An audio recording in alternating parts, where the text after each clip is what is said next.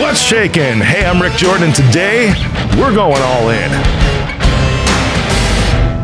It's good to have you and buckle up for this one because we're going to dive deep today into securities. And when I mean securities, I mean the markets, the stock markets, and ways that you can grow your company. I've been talking a while now about how Reach Out, my cybersecurity company, was about to go public, and now we are public with the Regulation Tier 2 offering, which is pretty badass. And today, this amazing dude from my hometown in Chicago, right here, who is also a former U.S. Army cavalry officer, civil rights lawyer, securities lawyer, and CPA. Man, that's a lot of stuff. Joe Cecala, welcome to the show, buddy. Thanks for having me. Yeah, too much for one lifetime. Yeah, I mean, your bio is awesome, man. And I start looking, we'll get into a lot of it, but there's so much stuff because everyone's always wondering, it's like, what do I do? And it's really cool for me to see today in age that there's a lot of younger people that are starting to ask. And when I'm saying younger, I'm talking in their 20s generally, but sometimes even down into their teens now. Dude, I'm seeing people are asking, hey, how do I get into investing in something? Because it's awesome, because it's not just like, if I could just phrase it this way, an old people's thing anymore. Right. Well, thanks to the internet. Right on. Yes. It's actually a young people's thing. It really is. The response from young Americans, all walks of life. We had 1 million people through our website a year ago from one press release. And most of those people were much younger. They're thinking with building wealth, building equity, investing in markets. And, we're trying to be a part of making it more accessible to that marketplace. That's really a primary purpose, is to democratize finance for a younger generation of people investing. That's pretty awesome. And plus probably get them the education behind what they're actually investing in as well, which is sometimes pretty elusive. Yeah, in fact, that's been one of the primary goals is, we have one program it's a financial literacy program, which is when you say remedial, to me, Mandarin Chinese, I would start at remedial. Okay. It's an entire science that most people know nothing about. So you've got to really start with the basics and give people enough information to move forward. And there's so much information, crowdfunding, and there's Kickstarter, and there's all these things that are coming at people via the internet. And really what we want to do is start educating people, saying, okay, how do you go through this ecosystem? How do you go from a little tiny acorn to an oak tree? Congratulations, by the way, you've won the golden prize. Being a public company is, it's a rarity today. Thank you, brother. Thank you. And our goal is to see more of you. We want to see people graduating in the school of capital markets, if you will. And I guess primarily, just as a start, the primary goal of the Dream Exchange has always been to help cultivate the most brilliant ideas. I've been doing this close to 30 years. And what I've found is that the best ideas come from the most obscure corners of our society. Steve Jobs started in a garage. These things are not unique stories. Actually, we have a guy in a webcast that we did who's a major hair care supplier and never went to college, and he started the hair care supply company in the 60s in his garage with a bathtub. He didn't know mixing chemical. He wasn't a chemist. He just knew how to do that. It's a multi-million-dollar company, $100 million plus dollar company today. So we want to cultivate that. We can't lose that. That's what makes the country amazing. Crazy right now. When I'm a Cold War generation kid. I think we conquered the Soviet Union with Coca-Cola and rock and roll. I love it. Yeah. Right. It was ideas. We have better ideas. We have cool stuff. And we've got to get those people the investment capital they need to expand. So the best ideas are always out there. The fabric of the American genius is always getting the money it needs. So we survive better.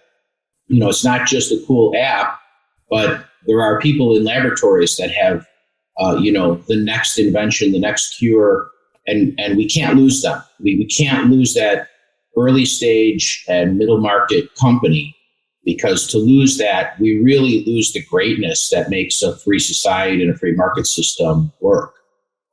So that's the primary purpose of my 14-year journey of creating a stock exchange for the second time in my career. That's pretty awesome. I love that you've been involved in creating the exchanges and also in some of the legislation too, from what I've seen, right? With the Main Street Growth Act. Yeah, so, the Main Street Growth Act started out in 2015 as a 3-page securities bill. It wasn't very good. And what I did, I kept visiting Washington. I met with over 200 members of the House and the Senate over the last 5 years to really contribute to making it into a meaningful, new, different stock exchange capital market. Yeah. Designed specifically to handle the gap. So you can go out, you can raise some venture money or some seed investors or friends and family. And the gap between that stage of a company's life cycle and graduating to a national market exchange is enormous. So we designed a bill that allows for liquidity into those intermediate level companies. They can graduate. It's a stepping stone. And we researched it for years. Actually, there's an article, if everyone wants to sleep well, there's a white paper published in Oxford University's Handbook on IPOs. It's chapter 9. Myself and our director of research are the authors. It's called Low Visibility Markets Acting as Stepping Stones to National Exchanges. So we need this new structure because people just don't know that structure doesn't exist. They're waiting around until a magical day when Goldman Sachs knocks on their door and says, we want to take you public. And it just doesn't happen that way. It takes hard work and it takes a dedicated marketplace. And we've designed a brand new type of security, brand new type of stock exchange that once the bill passes, so back to the bill. The bill actually went through the United States Congress in the House unanimously 3 times in 2018. And the Senate once unanimously. So the only reason we're talking about it as a bill is would have been signed into law, but they shut the government down, if everyone remembers, at the end of 2018 over the funding for the border wall. So all the bills that were attached to that year-end appropriations bill, they were kicked to the next Congress. And then we've had COVID, but the bill has been reintroduced. It's bipartisan. There's 3 Democrats in the House, 3 Democrats, 1 Republican in the House. Republican, we got bipartisan support in the Senate too. I expect it's a matter of when it will pass rather than whether it will pass. It's been vetted by Congress multiple times. And the marketplace really, you just did an IPO.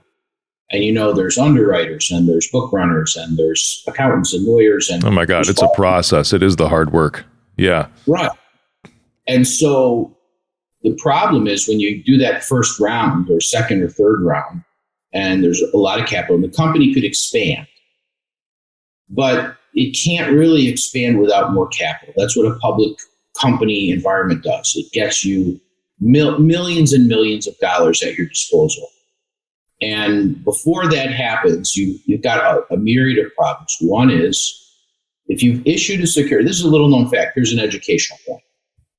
When you start your small private company, it's private because you haven't registered your shares with the Securities Exchange Commission. That's the difference between private and public.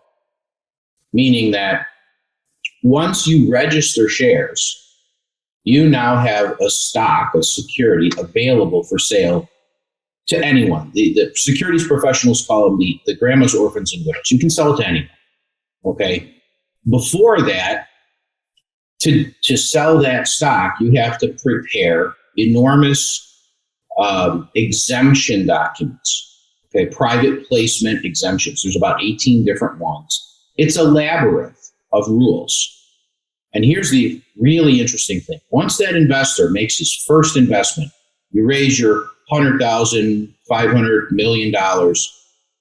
The investor is now saddled with the exact same problem. He can't sell his shares either. They're not registered. So in order to resell the shares, that's the purpose behind a stock exchange, the stock market, right? Buy and sell. Not only do you have to register the shares, but registration doesn't automatically entitle you to list on an exchange. So great, you've got a stock, it's public. Well, where does someone go to buy it? Well, they have to go to a broker. If it's not listed on an exchange, the broker's not easily finding that's what's called the over-the-counter market. Yep. Easy to find those securities. And here's what you touched on. The importance of the transparent and truthful information, even for a registered company, over-the-counter company, is generally missing. But if you're listed on an exchange, you have to comply. You've got to tell the investors what the deal is. So the exchange environment provides an added trustworthiness, which makes the securities more saleable because they've been vetted by an exchange process. Yeah, I'm starting to put two and two together because ours is a mini IPO, with the Regulation A Tier 2, and there's no exchange with those at first. Yeah,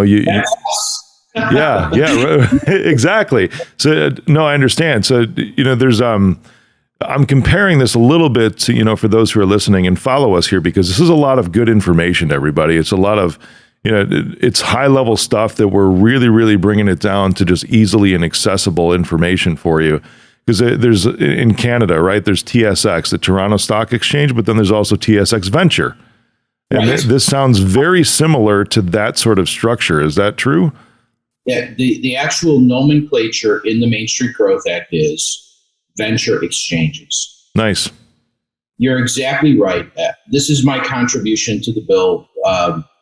There's 3 tiers of securities in there. The lowest tier is you just mentioned Regulation A, Regulation A+. Yep. Well, you can go public with those securities. Okay, especially you're at the kind of the highest tier of Regulation A, but you don't have an exchange. So I fought very hard for 2 years. Regulation A in the securities laws is known as a Section 3B exemption. Section 3B stock is now eligible to be traded on a venture exchange once this law passes. So you're a perfect example. I didn't know this was going to happen in this. It's kind of cool, isn't it? Yeah, it's you're a perfect example of a security that would then be listed on a venture exchange. And there's a marketplace. If you want to go to Robinhood and find your company, because your broker will have access to it, you'll find the company and you can freely trade your stock on the venture exchange. Yeah, it's been an interesting process with that too, because this is Regulation A for everyone listening. That's the method that Reach Out went, my company, in order to. It's an easier entry because there's less compliance that's needed, there's less reporting that's needed. It's a way for the private companies that Joe's talking about to kind of ease in to the public market space and then have some exponential growth after. At least that's the way my consulting team told me, right? The quasi-public offering. It's not a real and what you're saying, I said there's 18 exemptions. Well, this would still be considered an exemption to a full, what they call 1933 registration, 1933 Act registration. You're still sort of exempt from a lot of rules. Yeah. Because look, how can you comply? One of the main complaints is, for example, it could cost $1 million a year to comply with the Sarbanes-Oxley Act. Yep, right on. Well, if your gross revenue is $4 million a year, you're not going to pay that. By the same token, there's nothing really untrustworthy for Sarbanes-Oxley to address. So we got to get you into a marketplace where a good company that's transparent, that does its proper reporting, and has been vetted by a team of people at a stock exchange, now you're freely trading. You can go to the app and find your company. It'll have a listing symbol, buy it. And the beauty of this is resell it. The key is liquidity. Okay. Private company stocks are generally illiquid. You can't find buyers. You can't find buyers because you can't find a marketplace. It's a supermarket. You can have the best tomatoes in all of the land. And if you can't get your tomatoes to a market, you just got some rotten tomatoes eventually. So we need a marketplace. That's stock. That's all stock exchanges are. They're an auction marketplace for good company securities. So yeah, we're really hitting this. I've been hitting it for years. Because that's what I did for a living. I was a lawyer for VCs earlier in my career. And the fundamental question they always asked, I love this company. I want to make this investment, especially the smaller investors. I want to make the investment. How do I get out, Joe? What's my exit? How long will I tie up my $100,000, $200,000? And the answer always was till a big company buys it for the last 20 years. Now, like I said, we're data driven. From 2000 and before, we were averaging between 500 and as many, in some years, close to 900 IPOs a year. And 70 to 90% of those IPOs were companies that were 50 million and up. In the last 20 years, we're having like 4 or 5 a year. Yeah. They've slowed down a lot. Yep. Well, it's a volume thing. So so I was the lawyer who founded what the world came to know as Archipelago.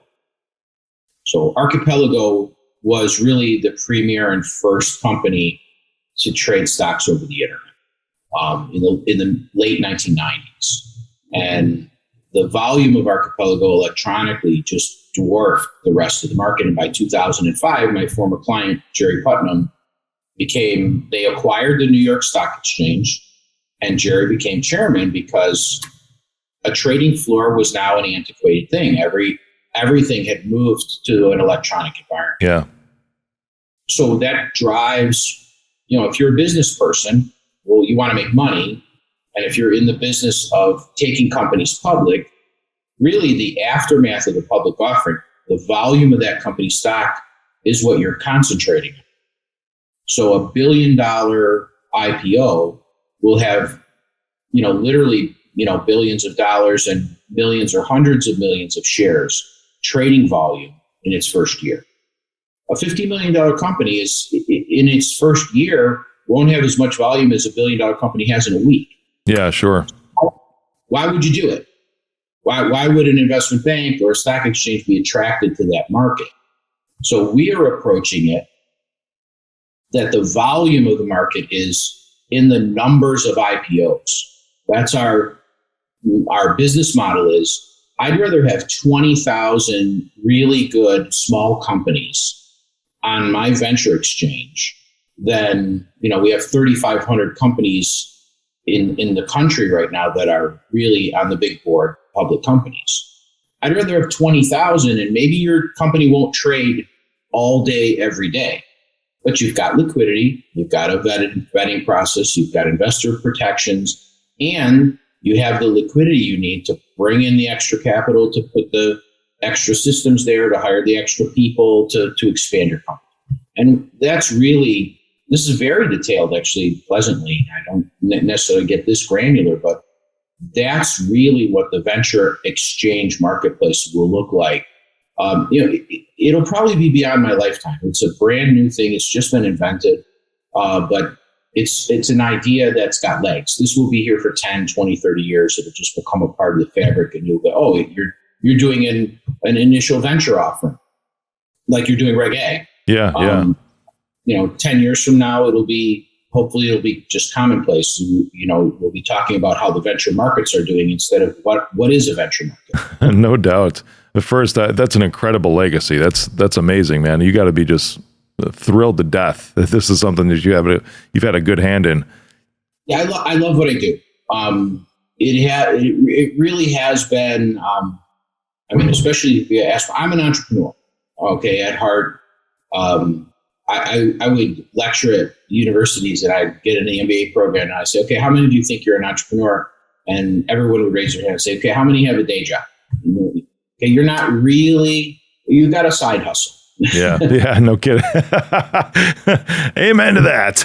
Yeah. And then the next question is, okay, how many of you put your payroll on your credit cards?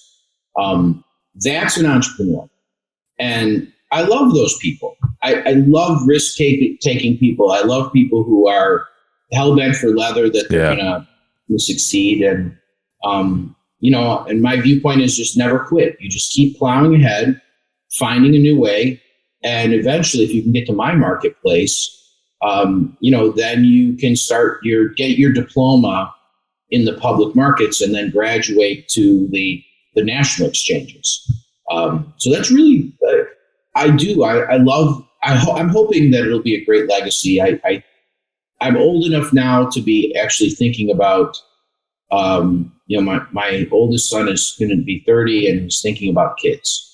So I look at it through that lens. I'm not actually thinking like a 25-year-old entrepreneur where maybe I can hurry up and make a score and buy a big house. I'm more thinking of it, what's going to happen to my grandkids 35 years from now when I'm here to take care of them. And this is, I think, a wonderful thing for the country. Unanimous consent of the Congress. Just the reason and thank you for asking that, and thank you for the acknowledgement. Yeah. We changed the mind of 24 members of the House Financial Services Committee. So the bill originally was introduced and it was 32 to 24, Republicans yes, Democrats no. So I met with all of them over a 2-year period. And I don't know if you know what it's like to get 56 members of Congress on either side of the aisle to all agree. I mean, they won't agree that water is wet. This is truth, everybody. So because we presented it like I'm presenting it here, I'm just telling the truth, and then it helps me sleep at night. This is a really good thing for everybody. I'm hoping there'll be competition. My greatest fear with our venture exchange is that we'll be drinking from a fire hose. Like the response amongst you're going to have a huge wave of adopters. Yeah. Yep. It's huge. And, I'm hoping that there'll be 3, 4, 5 other exchanges. Right now, I'm only aware of 2 other. The NASDAQ clearly wants to start an exchange, but they're actually shooting for a much higher tier of security than we are. So there's virtually no overlap. Yeah. And there's one other small group that they're kind of kicking it around. They're part of an exchange group. But we need like 20. I'd love to have 20 competitors. It would be fun. Not everybody's flavor is Dream Exchange. Great. Maybe there'll be a menu, Baskin Robbins. There'll be 36 flavors. Yeah. Maybe. I'm actually a little bit sad because with my play right now, I wish that this would have just completely been signed into law back in 2018. Because that's the one question that I get all the time. It's from people who don't understand the public markets, which is the majority of Americans, and not in a bad way. It's just they think stock exchanges, NYSE and NASDAQ. That's it. Right. Beyond that, there's nothing. There's no other type of public security. Exactly. So a question I got is like, cool, let me know and I'll go on to Robinhood and buy your stock. Right. Like that's not where this is at right now. Sorry. Here's my email, and you're still at kind of, not that that's snail mail, but you're still at a point where there is no bona fide marketplace for those companies. And we literally have to create the market ourselves. And that's the hard work with something like this. Yeah. And it goes right down that lane where everything is relationship driven. Yeah. Because sending an email with an investor deck, and you're talking to your broker and he's talking to 3 people, and it becomes just a sheer relationship driven capital market. And if you're disenfranchised, what if you don't have those relationships? Well, you can have the best company in the world and not find your investor. Yeah. When we did our thing, the number one surveyed word for what we're doing was access. That the investors don't have access to a menu of these types of investments. and the entrepreneurial company, the early stage company, they don't have access to a menu of like-minded or strategic investors. So we are the access point. That's what we're giving to the market. It's incredible, man. I can't wait to see where this is going to go over the next several years, because I know where I went, where I came from and what I went through, because especially going through this in a pandemic, taking a company public, it delayed so many things, and it took about 2.5 years from start to qualification with the SEC. And a lot of money. So it was about 3 times as long and about 3 times as much money to get to that point. And I guess that's what they teach you at the Wharton Business School too, is like a 3X rule. Yeah. If you're going to hire one person, plan that it's going to take 3 to get the. And what's interesting, you're saying about the cost of it. That's because there's really no standardization. So your offering, while there's boxes to check, did you have audited financials for so many years? Did you do X, Z? It's a checklist, but how standard is that? So in other words, when why does everyone think NYSE and NASDAQ? Well, they're the only 2 exchanges that actually have a license to take on new public offerings. So if you're not eligible for those 2 exchanges, and they have very stringent rules, the minimums are huge. So if you check all the boxes, the standardization, which is good for an NYSE and NASDAQ, because everyone's then familiar with it. It's like, you go to Starbucks to buy coffee, you know what you're going to get. Yeah. You go to NYSE or NASDAQ, you know what that product is. It's just a different company. Well, standardizing that, even though you're a different company, and you're in the right lane, by the way, talk about expansion areas of our world in security and electronic security it's just, there's nothing but it's going to boom. But okay, great. There's a whole industry of companies like that an investor then can put one next to the other and say, oh, I choose this one, it's the best. Or I choose these 10 because one of, maybe 5 of those horses will win the race. And they can choose to diversify and concentrate at the same time. I want to concentrate in electronic security and cybersecurity companies, but I want to diversify and I want to take, a $10,000 bet on 5 of these 10 companies instead of having to choose one and put all 50,000 into one place. Yeah. The exact same reason that for 230 years, the large capital markets have worked. We just are willing to look at the smaller guys. We're interested and willing. And I think that's really what drives me most is people like you, where I love meeting those people. I know this. I know I like to be in the room where I know I'm not the smartest guy. That's when you learn. Don't you love that? On the contrary, I love being the dumbest person, man. It's like, how much can I learn by being in here? Feed me, Listen to that guy. Wow, he's a genius. Then pick up what he's got and carry it forward. And that's really what this whole market's about. Yeah. And one congressman asked me, so do you have success stories of the kind of companies that will be in this market? I said, I've got a couple, but that's really not what it's about. It's about all the people I haven't been able to help. We had a the 2005 Nobel Prize winner for chemistry who started a company. Wow. That's confidential, but we couldn't raise money for the guy. He was a little too forward thinking. I mean, he was way ahead of his time, but talk about wicked smart. I mean, he was absolutely beyond anyone I'd ever met. And I thought, I would give you my money, but, I'm not the cadre of investors. He needed $30 million. Yeah. He'd be perfect for this market. Perfect. I would invest in some people say you invest in, sometimes you invest in the horse, sometimes you invest in the jockey. Well, he was clearly the jockey that I would have invested in. That's amazing. Yeah. Those are the case studies of the people we haven't helped that would be the next, a broad market, free marketplace of ideas, and open it up so people can invest and companies have a fighting chance. That's so awesome, man. As we start to close this out for today, and this has just been amazing information, I've enjoyed the conversation. What's the best advice you could give somebody right now, an entrepreneur who's thinking, you know what, I'm going to go public someday and that's their big dream.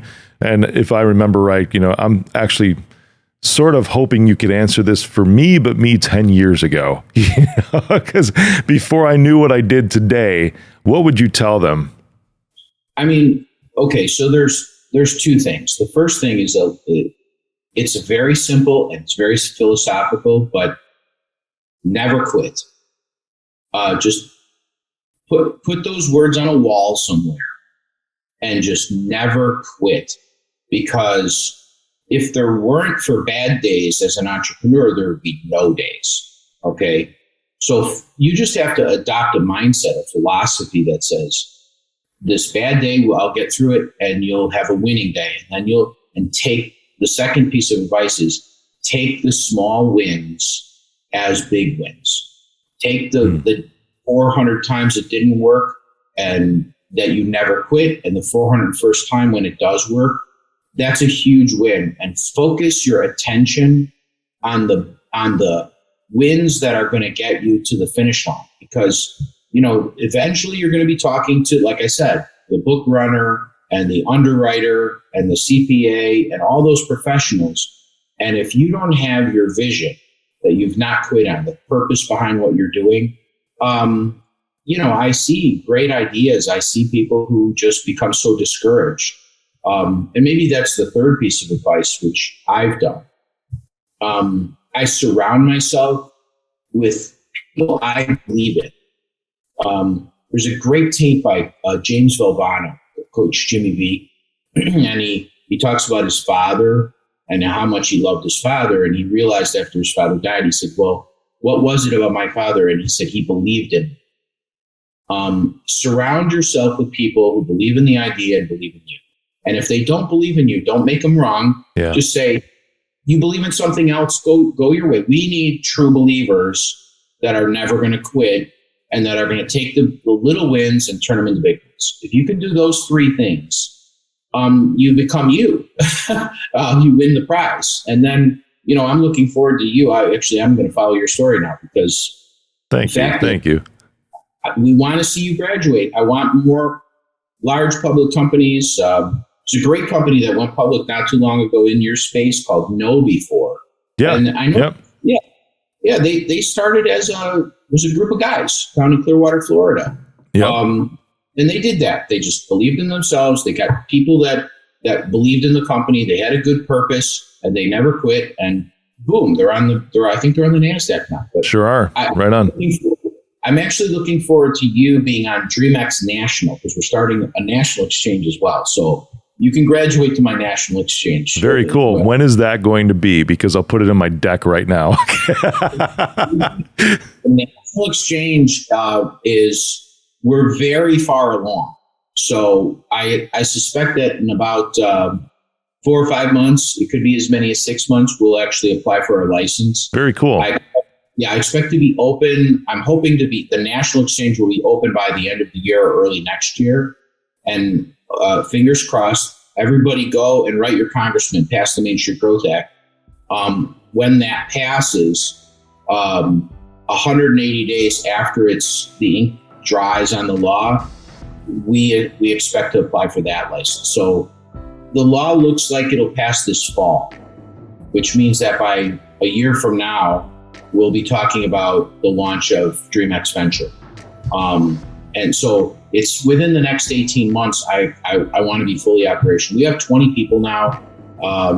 We've got a really good cadre of investors. We've got our main capital group helping us. And I hired the former chief architect of NASDAQ, who's my CTO now. And we're building a wonderful team, state-of-the-art team. And that's awesome. So January 1st of next year, I want the national exchange open, and then we'll talk about getting you listed. Beautiful. I love it. Joe, amazing conversation today, my man. If for nothing else, I was all in, man, for what we were talking about today. I love it. And go back, everyone, listen to this like 3 more times because there's a lot of information in here. And Joe just peeled the onion for us today.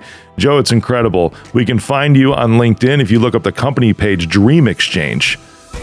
The website is dreamx.com, but yeah, perfect. Page is Dream Exchange. We have YouTube videos. We have educational videos. We have a social media site for people called DreamX Connect, where if you're looking for strategic help, go in there, put your profile in, and we have a messaging board, and we've got probably at least we're approaching over 2,000 identities in there. We're trying to grow that a little bit, but yeah, we're all over the place. So Google Dream Exchange and you'll find us. We have a pretty nice footprint. That's awesome. Joe, thanks so much for being on, man. Really enjoyed our conversation. Rick, thank you so much. This was actually really great. I appreciate you. You bet. Thanks, man.